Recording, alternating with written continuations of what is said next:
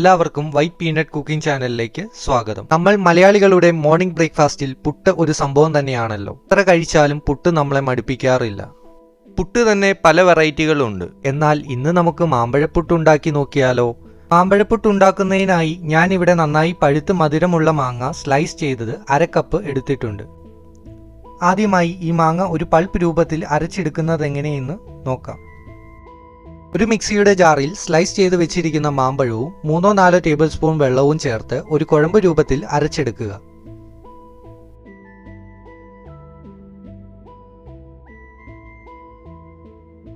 അരച്ചെടുത്ത ശേഷം അത് മറ്റൊരു പാത്രത്തിലേക്ക് മാറ്റുക.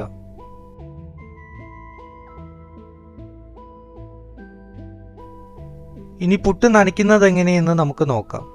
ചെറിയ തരികളുള്ള അരിപ്പൊടിയാണ് പുട്ടുണ്ടാക്കാൻ അനുയോജ്യമായത്. മാമ്പഴപ്പുട്ടിനായിട്ടുള്ള പുട്ടുപൊടി നമ്മൾ 2 രീതിയിലാണ് റെഡിയാക്കേണ്ടത്. നിങ്ങൾ എടുക്കുന്ന പുട്ടുപൊടിയുടെ പകുതി ഒരു പാത്രത്തിൽ ഉപ്പും വെള്ളവും ചേർത്തും മറ്റേ പകുതി മാമ്പഴത്തിന്റെ പൾപ്പ് ഉപയോഗിച്ചുമാണ് നനച്ചെടുക്കേണ്ടത്.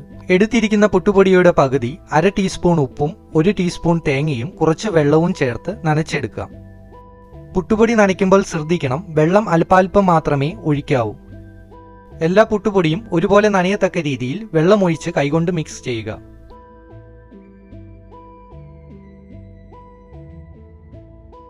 ഇനി ഇത് ആവശ്യത്തിനുള്ള പരുവത്തിനായോ എന്ന് അറിയുന്നതിനായിട്ട് ഇത് അല്പം എടുത്ത് കയ്യിൽ വെച്ച് ഇതുപോലെയൊന്ന് പ്രസ് ചെയ്യുക. വിരൽ കൊണ്ട് പതുക്കെ അമർത്തി കഴിയുമ്പോൾ അത് പൊടിഞ്ഞു പോകുന്ന പരുവത്തിലായാൽ പുട്ടിനുള്ള പാകമായി എന്നാണ് മനസ്സിലാക്കേണ്ടത്.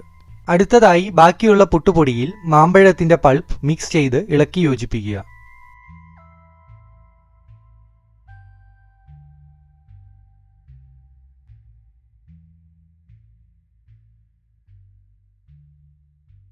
പൾപ്പ് ചേർത്ത് നോർമൽ പുട്ടുപൊടി നനയ്ക്കുന്നത് പോലെ തന്നെ മിക്സ് ചെയ്തെടുക്കുക.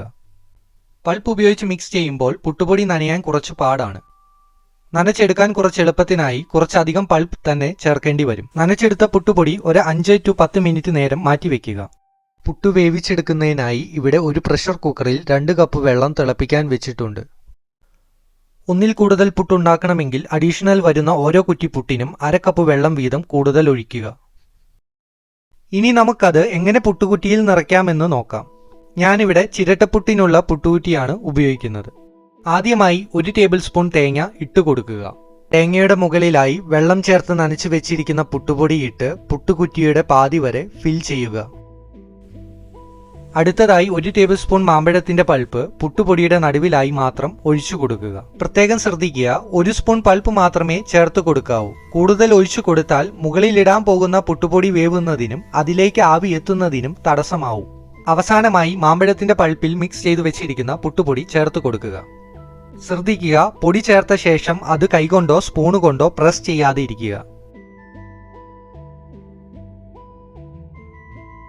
അതിനുശേഷം ഏകദേശം 5 to 6 മിനിറ്റ് വരെ ആവിയിൽ വേവിക്കുക.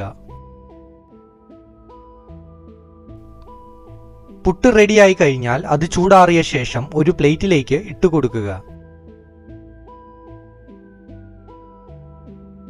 നിങ്ങൾക്ക് ഈ റെസിപ്പിയുടെ വീഡിയോ ഇഷ്ടമായെങ്കിൽ നിങ്ങളുടെ അഭിപ്രായം കമന്റ് ചെയ്യുക. See you with another video. Thanks for watching.